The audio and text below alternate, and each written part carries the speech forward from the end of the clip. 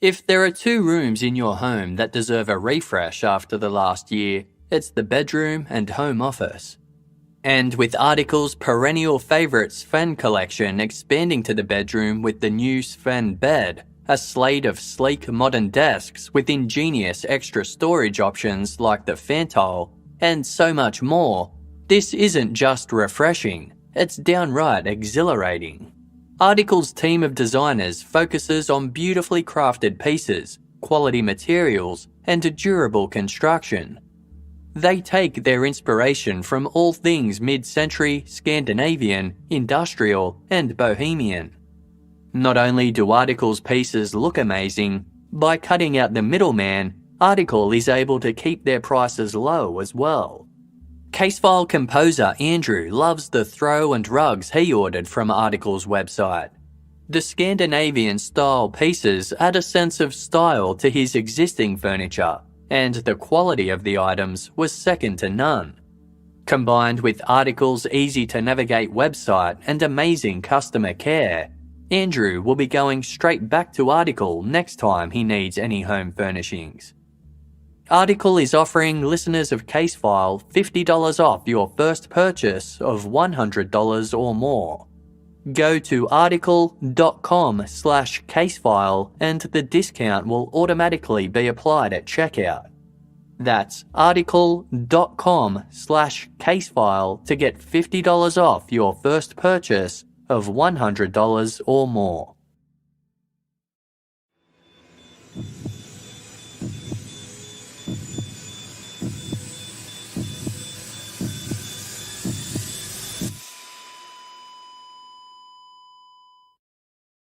Our episodes deal with serious and often distressing incidents.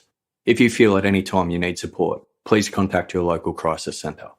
For suggested phone numbers for confidential support, please see the show notes for this episode on your app or on our website.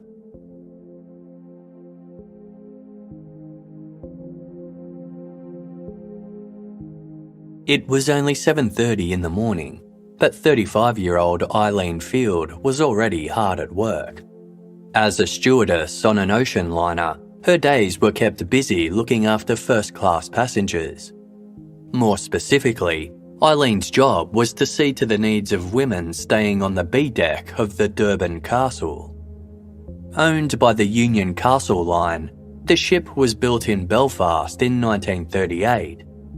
When World War II broke out, it was repurposed to carry troops, but after the Allies won, it became a commercial ocean liner again.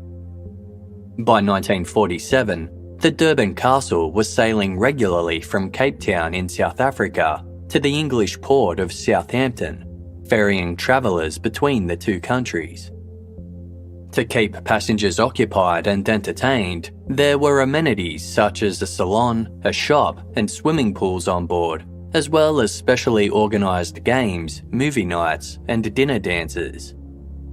As Eileen Field started work on the morning of Saturday, October 18, the ship was on the 8th day of its 2-week voyage and about 90 miles off the West African coast.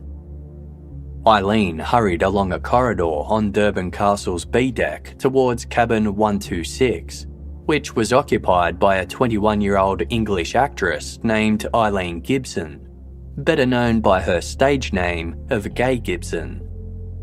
It was Eileen's job to wake Gay and bring her some orange juice. Eileen knocked gently on Gay's door.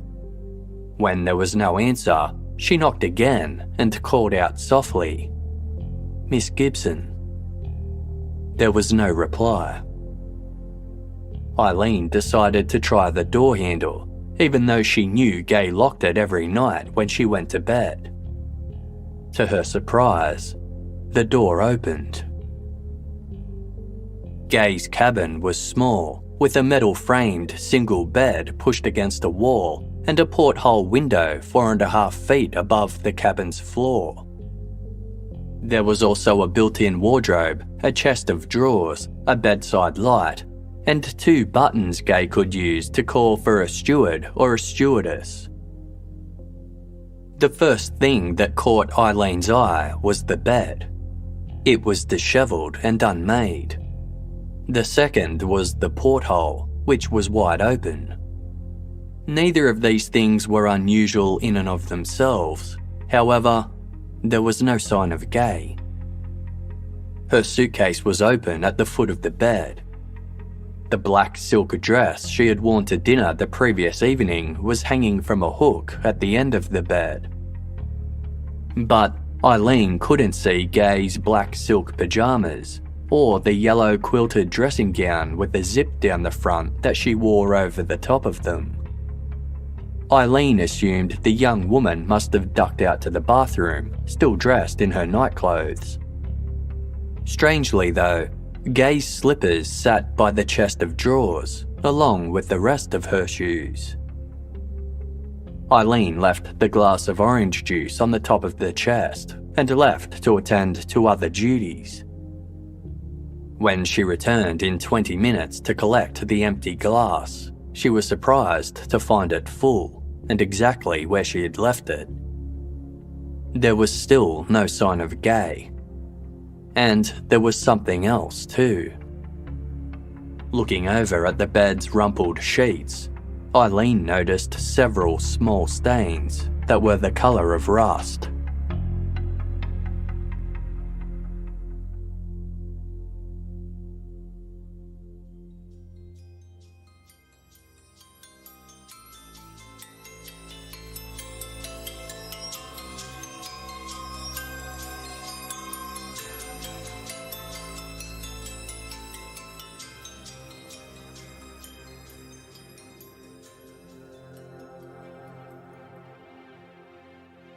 The stains on Gay Gibson's bedding struck Eileen Field as very strange. In all the time she'd spent tidying the young woman's room, she'd never known her to have soiled sheets. After she left Gay's cabin for a second time, Eileen found a colleague who was responsible for the ship's bathrooms and asked if they'd seen Gay that morning. They hadn't. Eileen was growing increasingly worried.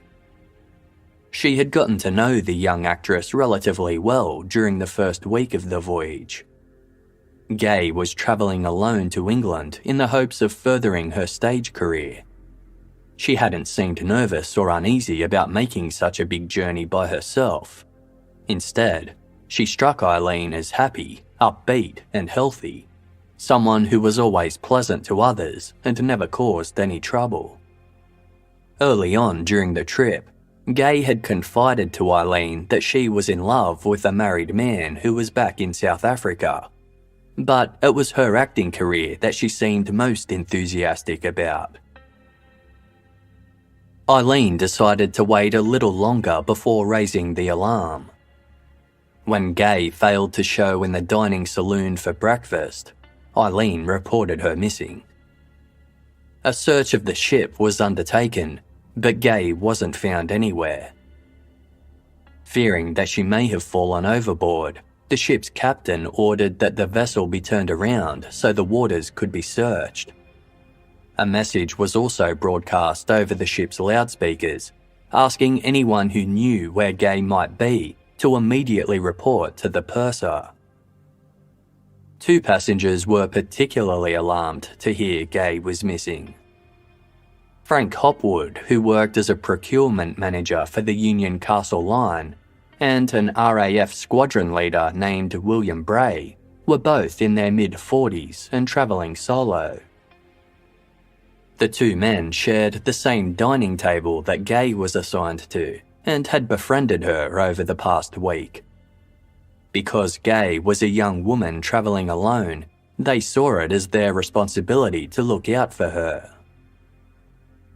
Gay had mentioned how she had heart trouble that prevented her from playing the deck games other passengers took part in. Frank also thought she seemed sad and tired at times. The previous night, Frank and William had escorted Gay to one of the ship's dinner dances.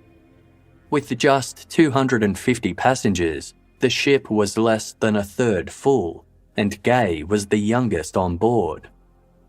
Most of the others in first class were aged in their 40s or above. The 21-year-old Gay attracted a lot of attention in her black evening gown, silver shoes, and auburn hair worn in a stylish bob. Lots of men asked to dance with her throughout the evening. After leaving the dance, Gay sat with Frank and William in the first-class smoke room until it closed. It was a warm night as the ship sailed along the West African coast, so Gay decided to have a swim in one of the pools. She went to her cabin to fetch her bathing suit, but couldn't find it. Disappointed, she rejoined Frank and William on the deck, and the trio chatted until 12:40 a.m. Then Frank escorted Gay to her cabin, wishing her a good night and sweet dreams before departing. Her failure to appear at breakfast that morning worried both men. When they heard the loudspeaker announcement, their concern only grew.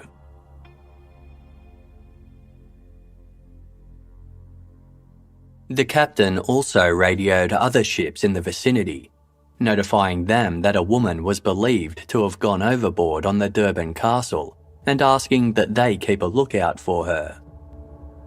The ship was steered back, and crew members spent about an hour searching the waters for any sign of Gay.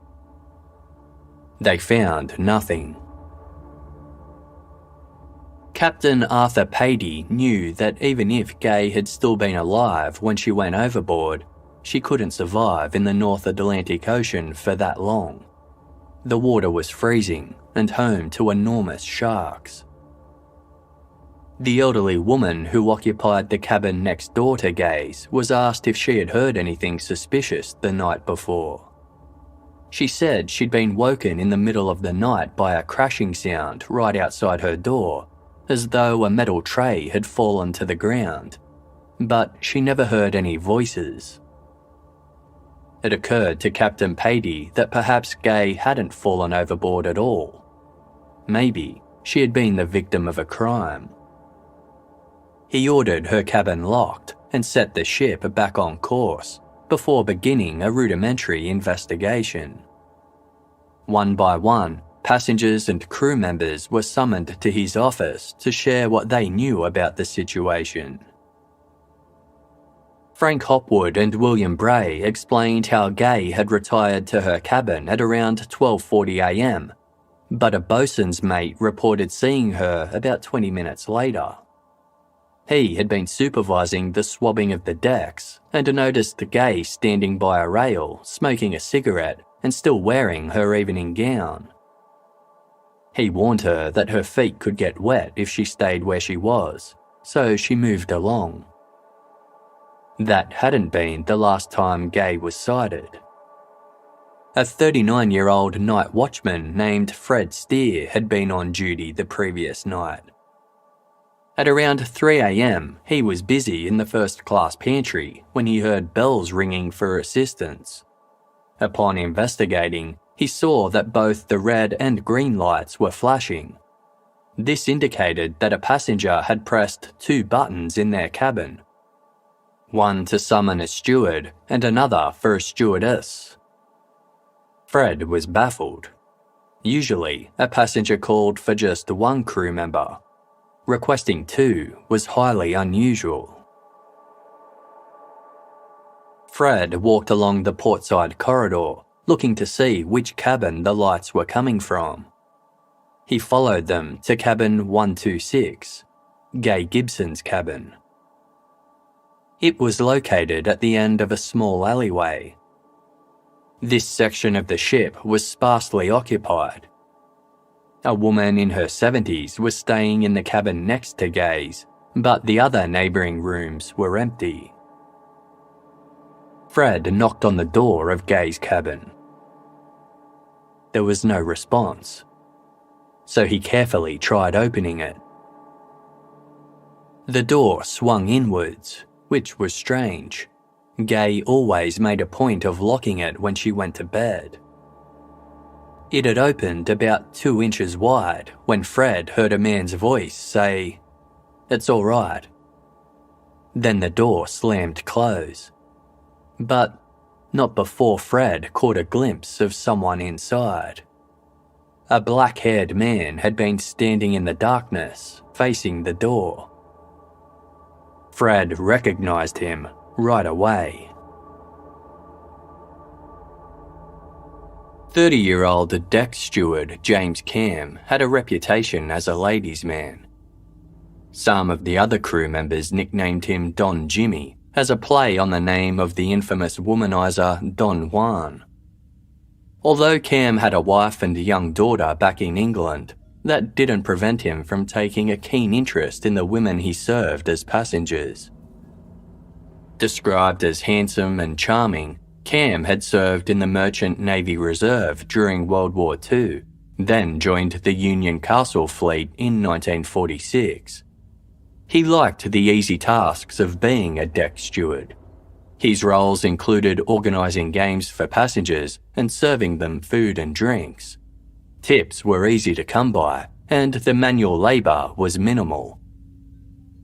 Multiple crew members had reported seeing Cam take an interest in Gay Gibson. Now, Fred Steer was reporting that he'd seen Cam in Gay's cabin at 3 a.m. the night she vanished. Deck stewards were not permitted to enter passengers' rooms at any time, let alone in the middle of the night. After seeing Cam slam Gay's door shut, Fred hurried back to the pantry and told his superior what had happened. The two men walked over to Gay's cabin together and stood outside for about 5 minutes, listening quietly. They heard nothing, and there was no sign of Cam. Ultimately, it was decided that it wasn't their place to interfere with a passenger's private life, and the matter was left alone. Upon learning this information, Captain Patey knew that he had to speak with James Cam immediately.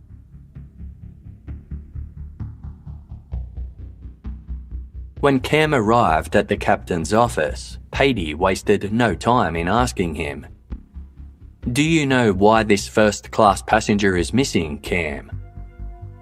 "No, sir," Cam replied. Captain Patey kept Fred Steer's sighting to himself, but informed Cam that he was suspected of being near Gay Gibson's cabin. Cam adamantly denied this, stating, "I know the rules and I obey them." He had gone to bed at 12:45 and didn't leave his room until it was time to get up for work in the morning. Cam did acknowledge that he'd gotten to know Gay quite well over the first week of the voyage. The pair had chatted from time to time, and Cam said that Gay seemed to show, quote, "a preference for my services," by asking him to deliver drinks to her cabin on several occasions. 2 nights earlier, he'd sent a tray with a large glass of rum to her room, but he later noticed that she hadn't touched it. The next day he ran into her and teased her about not drinking the rum, saying, "I have a bone to pick with you, and a big one at that." Somewhat reassured that Cam might be telling the truth, Captain Patey asked if he had any reason to believe that Gay might be depressed beneath her outwardly upbeat exterior. Cam paused, before telling the captain how Gay had mentioned she was in love with a married man back in Johannesburg. Quote, "She said she was crazy about him and complications had set in. I asked her real free-like, I told you she was friendly towards me, what she meant. She said she suspected she might be going to have a baby." This was not the first time Cam had spoken to a colleague about Gay Gibson being pregnant. Stewardess Eileen Field had encountered him in the pantry several days before the young actress disappeared. As Eileen handed over a tea tray that she had just collected from Gay's cabin, Cam said, "Miss Gibson is 3 months pregnant by a married man." Eileen, who didn't believe this for a second, told Cam off for spreading rumours about a female passenger. He replied that Gay had told him that herself. Eileen had strong suspicions that Cam had taken an interest in Gay. On one occasion, Eileen found Cam on B deck, the area where Gay's cabin was and where deck stewards were not permitted to be. When he commented that Gay hadn't had her tea that day, Eileen responded, "If I find you in the vicinity of Miss Gibson's cabin, I will report you to the chief steward." One morning, Eileen collected a tray from Gay's room and saw there were 2 used teacups. She had no idea who the second cup belonged to. Based on witness accounts, it was clear something had happened to Gay in the very early morning, between the time her cabin's call buttons were pressed at 3 a.m. to when Eileen Field attended her cabin at 7:30 a.m. When Captain Patey spoke to James Cam's cabin mate, he disagreed with a crucial detail in Cam's version of events. Cam had claimed he was in bed by 12:45, but his fellow crew member had retired at 1 a.m. and Cam was nowhere to be seen. When he was told about this discrepancy, Cam changed his story. He'd been working until 1 o'clock, and then he went out to a deck where he sat and smoked for a while. He'd dozed off, and when he woke, he went to bed properly. By that time, it was about 2 a.m. Despite Cam's firm denials, Captain Patey informed him that he was a suspect in Gay's disappearance and would have to be examined by the ship's doctor as a matter of protocol. Cam agreed. The doctor had Cam remove his clothes. He didn't have any bruises or strange marks, but the doctor did notice some light scratches on his left shoulder and wrist. These looked old, as though they'd been there for a few days. Cam explained that he'd scratched himself due to the humid tropical weather. However, on the back of Cam's neck and on his right forearm were more scratches. The ones on his neck were very thin. They didn't look like the work of human fingernails. They looked more like scratches made by a cat. Cam said they had been left by a particularly rough towel he'd used to dry himself. The wounds on Cam's arm looked the most suspicious. There were about 12 of them, all about half an inch long and very fresh looking. Cam claimed that these too were caused by him scratching himself, but to the doctor they looked, quote, suggestive of violence. Police in England were notified of Gay's disappearance, and detectives from Scotland Yard made preparations to board the ship as it approached the UK. In the meantime, James Cam resumed his duties. Gay Gibson's cabin was deemed a crime scene. Its porthole was closed and the door padlocked to preserve any evidence inside.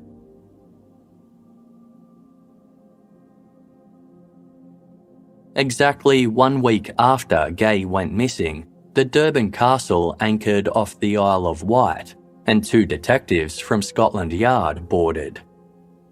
They made their way to cabin 126 to inspect Gay's last known location. Her belongings lay scattered throughout, including her hairbrush and a book she had been reading.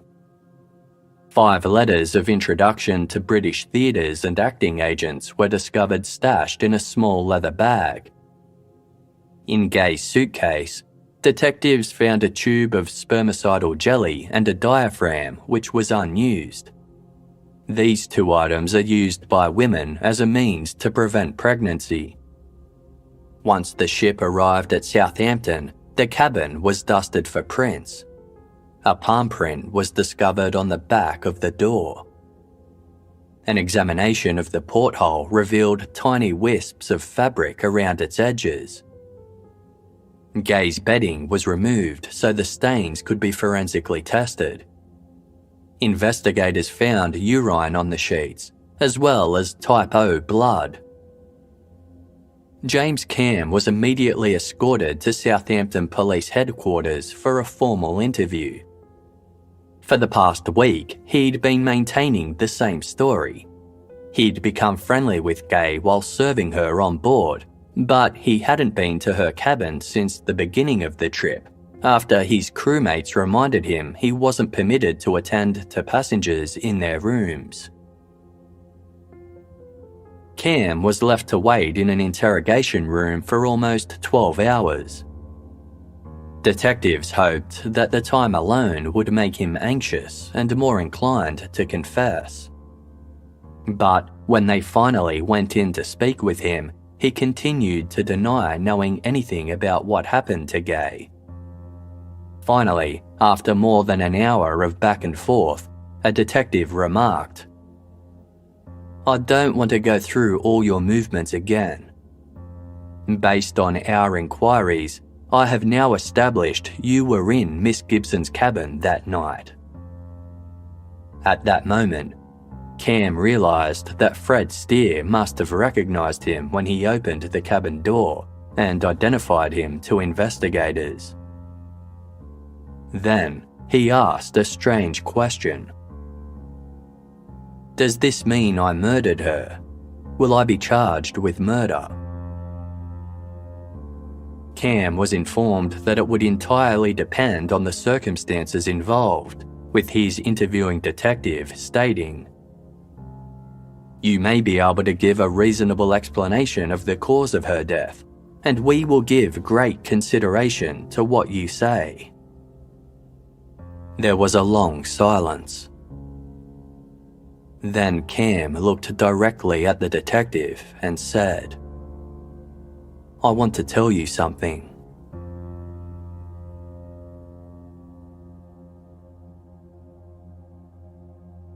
At 11 on the night of Friday, October 17, Cam decided to ask Gay if she wanted some lemonade with her glass of rum that evening.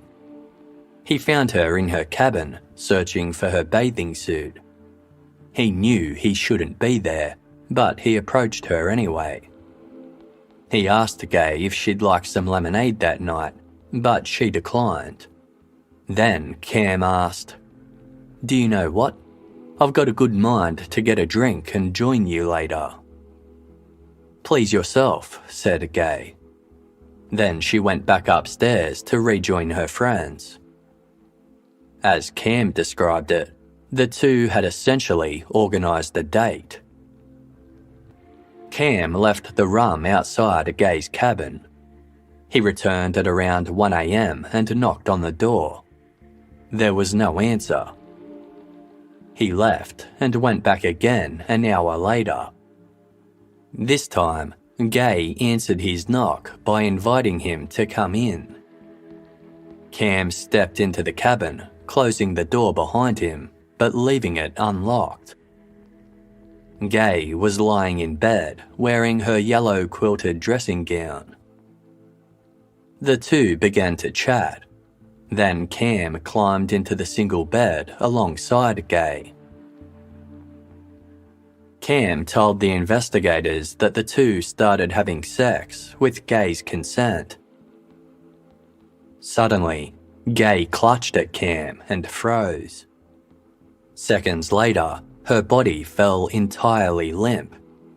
Her eyes glazed over and there was froth dotted with specks of blood in the corners of her mouth. Terrified, Cam leapt out of bed. It looked to him as though Gay had fainted. He began trying to resuscitate her, to no avail. Gay remained lifeless. Then there was a knock at the door. It was Fred Steer, responding to the call for a steward and stewardess. Cam had no idea how the call buttons came to be switched on. He hadn't pressed them, and he didn't think Gay had either, accidentally or otherwise. Cam slammed the door in Fred's face, then bolted it. Now he was panicking. Somehow, Gay had accidentally died during intercourse, and he would be in trouble when she was found. His only thought was that he had to get rid of her body. Cam yanked open the porthole and lifted Gay, who was still wearing her dressing gown, then pushed her out of the 42-centimetre diameter opening. She fell 25 feet into the Atlantic Ocean below. Then Cam quietly let himself out of the cabin and crept off to his own bed.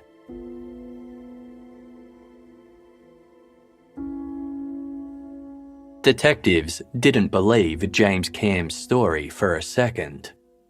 They were certain he had assaulted and strangled Gay Gibson, then callously disposed of her to cover up his crimes. Despite having no body, they made the decision to charge Cam with murder. When informed of the charges against him, he exclaimed, "My God, I didn't think it would be as serious as this." Detective Constable Minden Plumley was later asked to have Cam sign the official typewritten version of his statement. He paid a visit to Cam in the cell where he was being held and came back with a shocking story. Apparently, Cam had made a second, more damning confession following some slight prompting. According to Plumley, Cam told him he often visited the cabins of female passengers and said they welcomed the attention. He also admitted to strangling Gay, then added that when he pushed her through the porthole, she made a hell of a splash. Detectives began building their case for trial. The palm print recovered from Gay's cabin door was confirmed to belong to James Cam, but this meant little in the way of forensic evidence, as he had admitted to entering her room on multiple occasions. The blood found on Gay's sheets was presumed to be hers, as it was a different type to Cam's. The best evidence they had was the statement from Cam himself. Although he was denying murder, he was a proven liar who only admitted to being in Gay's room on the night in question when he realised a witness had identified him. Detectives were confident that a jury would agree with them and convict Cam. The courts moved quickly. Within a month, Cam's committal hearing had already taken place, and he was ordered to stand trial for the murder of Gay Gibson. Cam's defence attorney was Joshua Caswell, a renowned legal mind who had successfully defended dozens of clients. Caswell was horrified by Cam's decision to throw a young woman's body out into the open sea, but was inclined to believe his client was innocent of murder. If Cam had intended to assault and kill Gay, then why hadn't he locked the cabin door behind him? When the night watchman was summoned, he was able to push the door open. Cam had slammed it shut in response, and only then did he lock it. There were also significant doubts that Cam's second confession to Detective Constable Minden Plumley had ever been made. It turned out that the detective had a history of using dubious methods to obtain confessions from suspects. Plumley was also suspected of leaking information about the case to the media. He quit the police force in January 1948, just a couple of months after working the Gay Gibson case, though he denied his resignation was in any way related to that investigation. In order to defend his client, Joshua Caswell decided he would need to look at Gay Gibson's life more closely.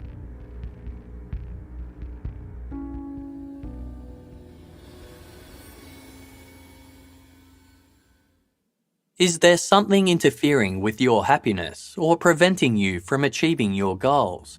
This podcast is sponsored by BetterHelp, and BetterHelp is here to help you. It's professional counselling done securely online, and it's available for anyone, anywhere in the world. Get access to a broad range of expertise which may not be locally available to you, all from the comfort of your home. BetterHelp will assess your needs and match you with your own licensed professional therapist. They are committed to providing you with a counsellor that you really gel with, so if you ever need to change therapists, it's easy and free. After filling out a quick and easy survey, members of the Casefile team were matched with a counsellor best suited to them and began chatting within 48 hours. The responses have always been timely and really helpful. BetterHelp wants you to start living a happier life today. Visit betterhelp.com/casefile. That's better, H-E-L-P, and join the over 1 million people who have taken charge of their mental health with the help of an experienced professional. In fact, so many people have been using BetterHelp that they are recruiting additional counsellors in all 50 states. As a special offer for Casefile listeners, get 10% off your first month at betterhelp.com/casefile. When SimpliSafe Home Security's founders Chad and Eleanor Lawrence designed their first security system in their kitchen, they did it for a very personal reason. Their friends had just had their home broken into. They were struggling to find a security system that was simple to set up and would make them feel safe again. Making people feel safe is what SimpliSafe has been doing ever since that moment 15 years ago. A passion to protect people not only drives every engineering detail in its products, but it motivates every interaction with its customers. And it's so easy. It takes about 2 minutes to customize a system on their website at simplisafe.com/casefile. SimpliSafe has highly trained security experts ready whenever you need them. Whether that's during a fire, a burglary, a medical emergency, or even just when you're setting up the system. There's always someone there who has your back to keep you safe. As a Casefile listener, you can save 20% on your SimpliSafe security system and get your first month free when you sign up for interactive monitoring service. Just visit simplisafe.com/casefile to customize your system and start protecting your home and family. That's simplisafe.com/casefile. Have you been thinking about investing? Freetrade, the award-winning investment app, makes investing accessible to everyone. From beginners to experts, it's trusted by over 800,000 investors. Why? Because Freetrade is UK regulated and lets you buy and sell stocks, ETFs, and investment trusts. While other brokers charge up to £12 for every trade, Freetrade doesn't charge any share dealing commission, so you can invest and keep more of your profits. Freetrade has been the winner of the British Bank Awards 3 years in a row for Best Online Trading Platform. Freetrade doesn't offer any speculative products such as CFDs or spread betting, or products with leverage, and they don't do day trading. They are all about long-term investing with a transparent pricing model and no hidden fees or inflated spreads. Go to freetrade.io/casefile and get a randomly allocated free share worth between £3 and £200, such as Greg's, Rightmove or Apple, when you register and fund your account. When you invest, your capital is at risk. The value of your portfolio can go down as well as up, and you may get back less than you invest. Other charges may apply. When it comes to losing weight, there's a lot of pressure out there to label foods as either good or bad. But that creates a heap of unnecessary drama that nobody needs in their busy lives. Instead of setting strict rules, Noom empowers you with the knowledge to build smarter, more sustainable habits and behaviours. Because you don't need rules to lose weight, just the knowledge and wisdom to help you build smarter habits that you can stick to long term. And because Noom is moldable to your life and personalised just for you, it's more sustainable. Casefile team member Jess has been using Noom for months now and seeing great results. She's lost weight, has more energy, and can think more clearly. That afternoon brain fog has gone. Everything is coming second nature now, like reaching for a piece of fruit or an easy-to-prepare snack, rather than grabbing the quickest thing she could find in the pantry. The program has fit into her life, and she hasn't had to follow punishing diet and exercise routines to get results. Start building better habits for healthier, long-term results. Sign up for your trial at noom.com/casefile. That's noom.com/casefile to sign up for your trial.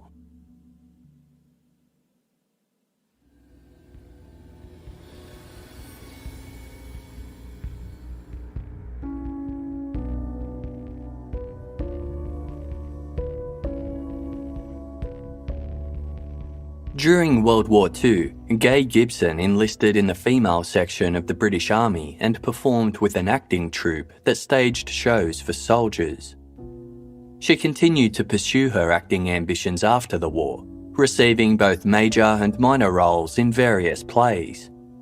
When her father relocated to Cape Town for work, Gay and her mother decided to join him.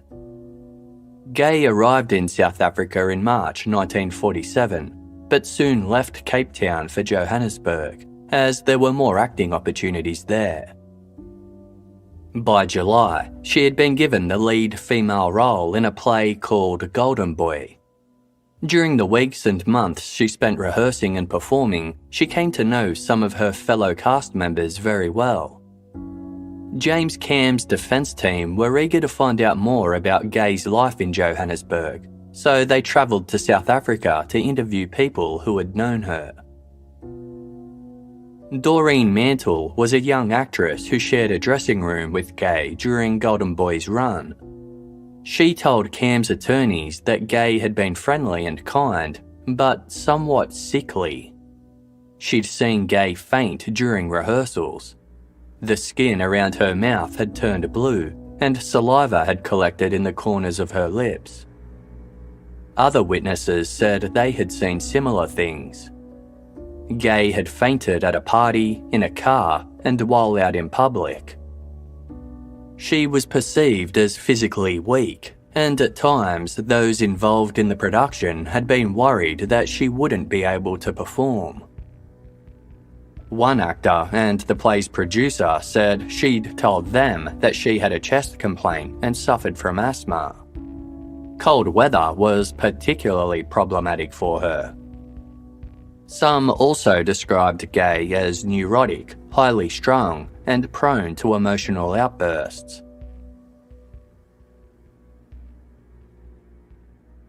Sometime in August, Gay spoke with a doctor who was the wife of the play's producer, telling her that her period was 2 weeks late. The doctor reassured her that this didn't mean she was pregnant and suggested she started using a diaphragm if she was sexually active. Doreen Mantle claimed that Gay had been romantically involved with a fellow actor named Mike Abel, who was married. She'd seen the two arguing at a cast party and said Gay had accused Mike of getting her pregnant. Mike told a different story. He said that he and Gay were just friends. She had confided in him that she was pregnant and asked for money so she could travel to England for an abortion, but he couldn't afford to help her. When he asked who the father was, Gay just laughed. The truth of their relationship is unknown.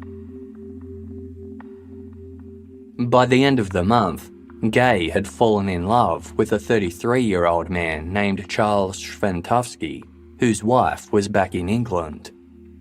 He doted on Gay, sending her flowers and buying her clothes. After the season of Golden Boy concluded in September, the cast and crew were preparing to take the show to another city when something unexpected happened.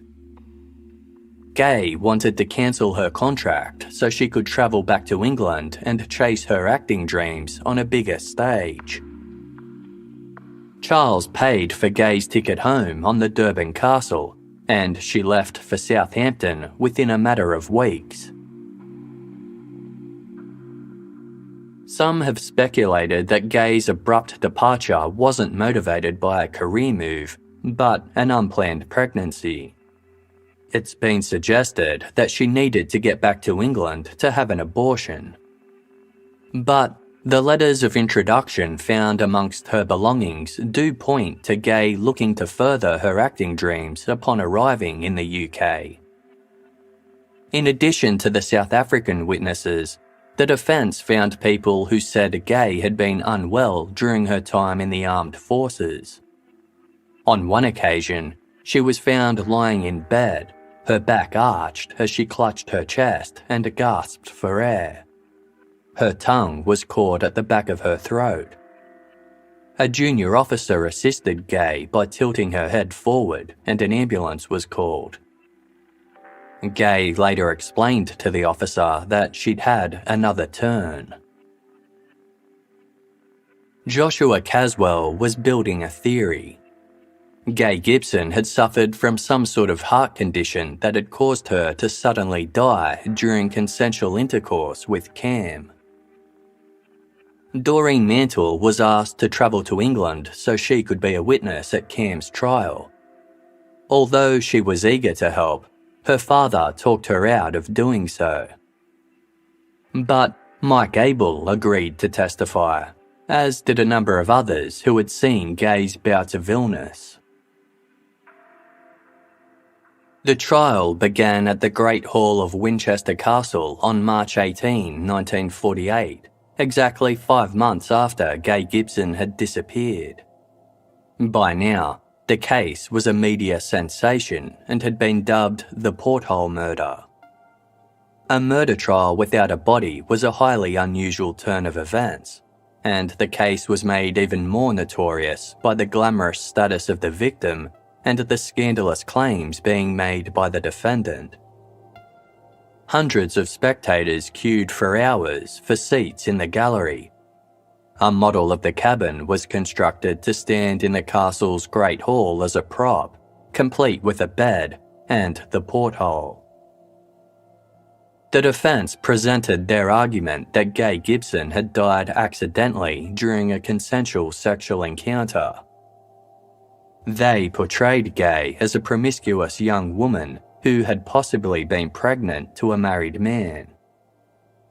Their expert witnesses included a doctor who told the court that Cam's story was entirely plausible from a medical point of view. The urine and blood on her sheet could have resulted from a natural death, and the defendant's description of the way Gay's body stiffened then fell limp sounded like heart failure precipitated by lung congestion. A forensic pathologist also agreed with this assessment. He suggested that Gay might have died from an asthma attack, a brain aneurysm, or some kind of heart disease. The fact that people who knew Gay had testified to seeing her faint and turn blue around the mouth suggested she might have had a heart problem. Additionally, the pathologist didn't think the scratches on Cam's body looked like defensive wounds. Cam had no injuries to his hands or thumbs, the locations where a victim would be most likely to scratch someone who was strangling them. The scratches to his forearm looked too high up. James Cam took the stand to share his version of events yet again. However, this time he added another detail that he hadn't mentioned before. Gay had been naked beneath her dressing gown. While steadfastly insisting that he had never knowingly harmed Gay, He acknowledged that his snap decision to dispose of her body through the porthole had been beastly conduct.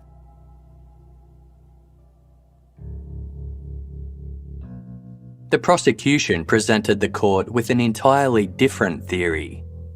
James Cam had killed Gay Gibson after she rejected his advances. During the struggle, she scratched her attacker and pressed the call buttons in her cabin, summoning the night watchman.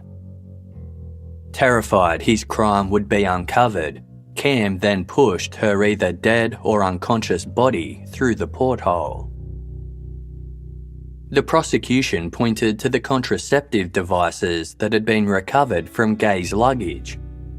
If she had agreed to have sex with Cam, then why hadn't she made use of these?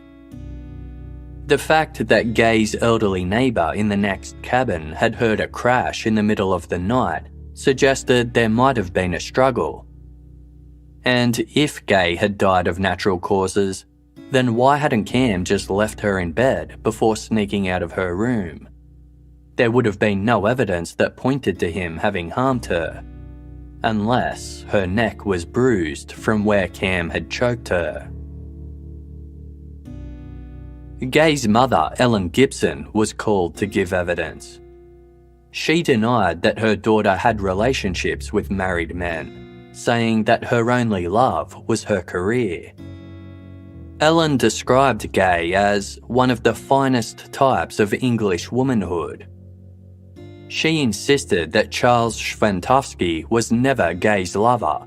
He was just a business acquaintance who was happy to lend Gay some money to finance her acting ambitions.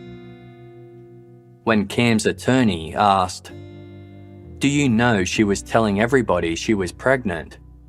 Ellen replied, "No. My daughter and I were very close friends. We never had any secrets from each other."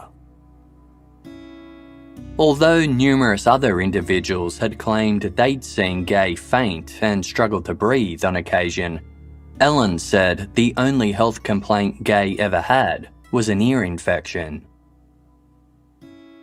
A renowned pathologist presented a different opinion to the defense experts. He believed the urine on Gay's sheets indicated she had involuntarily wet the bed as she was being choked.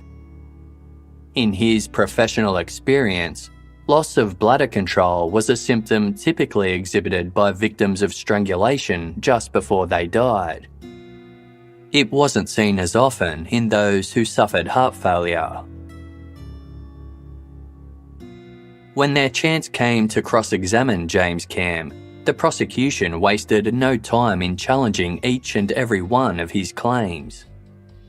They pointed out that he had lied to his fellow crew members and to police for 8 days before sharing the story he was now standing by, steadfastly denying he had been with Gay on the night in question. Cam couldn't explain why he'd decided to dispose of Gay's body, other than to say he had panicked in the moment. He also couldn't answer how the call buttons came to be pushed. Then the prosecution honed in on one key factor in particular: Gay Gibson's missing belongings. Only 2 items had vanished from Gay's cabin along with her: a pair of black silk pajamas and the yellow quilted dressing gown she wore over the top of them. Cam had made reference to the gown, but never mentioned the pajamas. If Gay had been naked under her gown, as Cam had only just revealed during his testimony, then where were her pajamas? The prosecution theorised that Gay had been wearing them as per usual, but Cam was unaware of this because she fought him off while wearing her gown fully zipped up. He never removed her gown before pushing her through the porthole, so he hadn't realised she was wearing anything underneath. Perhaps he'd made the split-second decision to tell the court she was naked because it made his story of a planned romantic rendezvous sound more believable. The trial wrapped up within 4 days and the jury retired to deliberate. Within 45 minutes, they had reached a verdict. James Cam was found guilty of murder. Shocked gasps were heard from the gallery. When Cam was asked if he had anything to say, he replied, "I was asked at the start of my trial if I were guilty, and I pleaded not guilty. I plead not guilty now." The judge then sentenced him to death by hanging, Britain's compulsory punishment for murder at the time. But within several weeks of his conviction, Cam's fate was thrown into question when the House of Commons passed a motion suspending the death penalty. A new criminal justice bill had been tabled, which would see capital punishment abolished if passed into law. In the meantime, all death row prisoners would receive a reprieve. Cam's sentence was commuted to life in prison. Although Cam had been convicted, people continued to speculate as to whether he was guilty or innocent. The case was hotly debated in the media, and Gay Gibson's pyjamas were regarded as the vital clue that could solve it once and for all. In May 1948, 3 months after the trial concluded, a 34-year-old man entered a police station in the town of Cheltenham and announced that he had crucial information to share. A week earlier, the man had been sitting in a pub when he struck up a conversation with a young researcher for the BBC named John Langham. The two chatted about the government's recent moratorium on the death penalty, and soon the subject of Gay Gibson and James Cam arose. John Langham informed the man that he knew Gay hadn't been wearing the pyjamas when she died because they were currently in the possession of his dentist. During a dental appointment, the dentist told Langham how he had been on the same voyage as Gay and occupied the cabin next door to her. The two had become friendly, and Gay paid him a visit the night before her death. They had sex, and she left her black pyjamas behind by accident. To prove his story, the dentist showed Langham the pyjamas, but refused to go public, saying that he feared what that would do to his business and personal life. The man told the police he didn't know the dentist's name or address, but suggested they obtain them from Langham. A detective took down his statement, but thought little of it. This individual was already known to them, and although he could carry on a decent conversation, he was believed to have, quote, some slight mental disorder. His story wasn't taken too seriously, although John Langham was indeed a researcher at the BBC. In the years that followed, he became a well-known presenter for the broadcaster. In 1965, he took his own life at the age of 40. More recently, crime writer Anthony Brown began digging into the Gay Gibson case and decided to investigate the man's story. Through examining passenger records, he discovered that there was, in fact, a 43-year-old dental surgeon travelling alone on the Durban Castle at the same time as Gay Gibson. The man's cabin number wasn't available, but Brown concluded it was unlikely he occupied the one next door to Gay, as her only known neighbour was an elderly woman. Moreover, if Gay had left her pyjamas in another passenger's cabin, then stewardess Eileen Field would have noticed them missing a day earlier. If a dentist did indeed claim to have slept with Gay and kept her pyjamas, then it seems probable that he made this story up. Not long after his conviction, James Cam filed an appeal and lost. It was only then that some new information came to light. Cam had always been viewed by his fellow crewmates as a ladies' man who saw no problem with cheating on his wife.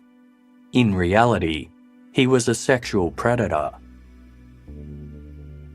In September 1947, Alice, not her real name, set sail on the Durban Castle. Alice was a young nanny who was travelling to South Africa with her employer. During the voyage, she became friendly with deck steward James Cam. One day, the two arranged to meet on the ship's promenade deck. When Alice arrived, Cam directed her towards a storage cabin as he followed behind, carrying 2 drinks. They stepped inside the cabin and Cam locked the door behind them. The pair sat side by side on deck chairs and chatted for a little while. Suddenly, Cam was looming over Alice. He said that he wanted to kiss her. Alice refused, then told Cam she had to go. He demanded a kiss before she left, but Alice declined again. The next thing she knew, she was kneeling on the floor. The back of her neck was pressed against the deck chair she'd been sitting in moments earlier, and her head was being pushed down on its seat. Cam was kneeling next to her, one hand clasping the back of her neck, the other gripping her throat. He was strangling her. Time seemed to rush by as Alice struggled to comprehend what was happening. Eventually, Cam stopped and let her go. Alice was distraught. Her mouth was bleeding and she could see her own blood smeared on the white collar of Cam's uniform. His face was drenched in sweat. He apologised and said he couldn't understand what came over him, but he hoped she would stay quiet, for her sake as well as his own. Alice raced back to her cabin. When she looked in the mirror, she saw that her eyes were bloodshot and her face had turned purple. She confided in a friend about the attack before going to see the ship's doctor several days later. Her eyes remained red and bruised for some time. When she later showed Cam what he had done to her, he remarked, "Good God, I did not think your eyes would come up like that."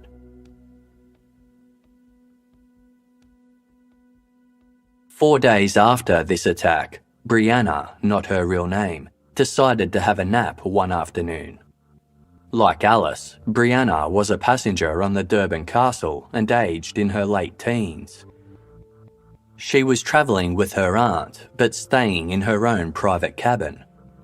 At about 2:30 p.m, she went to her room and shut the door without locking it, then fell asleep on her bed.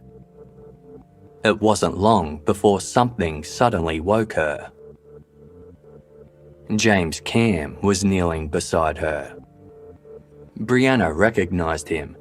Despite being a crew member, he had always been very forward and overly familiar, referring to her by her first name. Frightened, Brianna quickly moved to get up.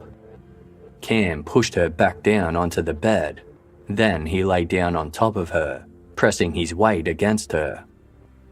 Brianna struggled, but he was too heavy. Cam grabbed her shoulders and began to kiss her.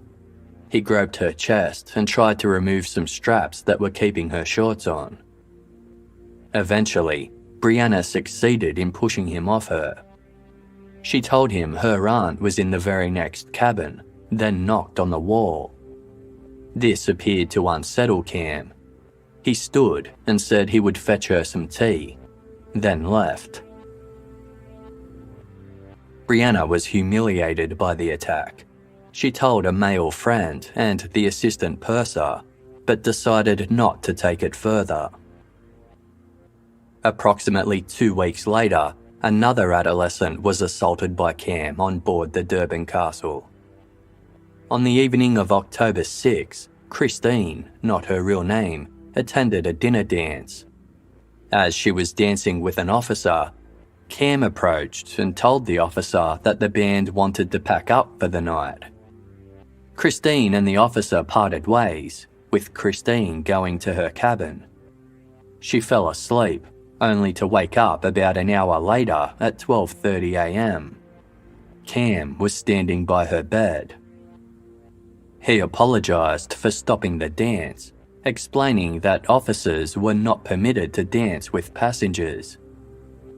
Christine retorted that he wasn't allowed in her cabin either. Cam just laughed and sat on her bed. Then he put his arms around Christine and kissed her, ignoring her protests. She managed to pull away and turned from him, burying her face in a pillow. She was too scared to scream. Cam sat in silence for several minutes before he got up and left. 12 days later, Gay Gibson went missing. After Cam's arrest, all three women filed affidavits with South African police, who passed them on to their counterparts in Southampton. However, these incidents were not raised during Cam's trial as they were considered prejudicial. They only became public knowledge when a newspaper published a story about them after Cam's appeal was quashed. During his time behind bars, Cam was considered a model prisoner. He never caused any problems for the prison staff, and after serving just 11 years of his sentence, it was decided he should be released on licence. Cam left Wakefield Prison in September 1959. By this time, he was 42 years old and his wife had divorced him. A few weeks later, he shared his story with the Sunday Pictorial newspaper. An article written in the first person told his version of events on the night that Gay died. Just as he had for years, Cam described a consensual sexual encounter followed by Gay's sudden and unexpected death. But this time, he added a few details he'd never mentioned before. He claimed that Gay had scratched his arms during sex and said he had accidentally knocked the cabin's call buttons when turning on the overhead light. Author Anthony Brown has noted that the switch for this light was not located anywhere near the call buttons.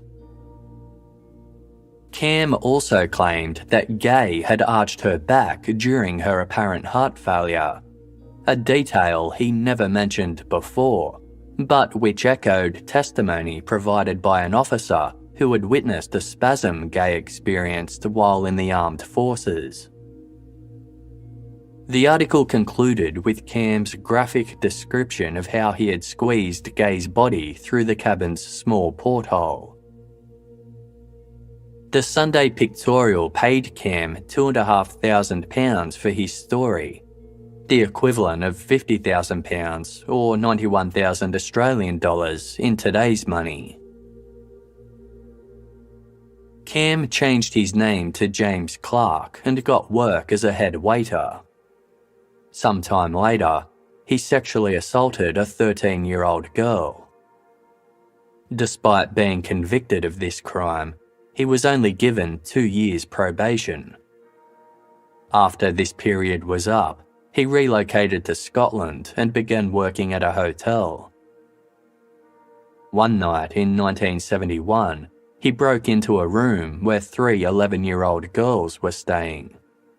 The trio were travelling as part of a school trip. The incident led to Cam being charged with sexual misbehaviour, and he was sent back to prison. He was released yet again in 1978, only to die 1 year later, at the age of 62.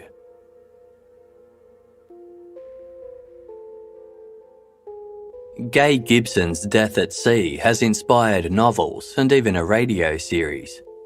Over the years, numerous authors and legal experts have debated Cam's guilt or innocence. In 2018, crime writer Anthony Brown examined the story as part of a cold case series he has published.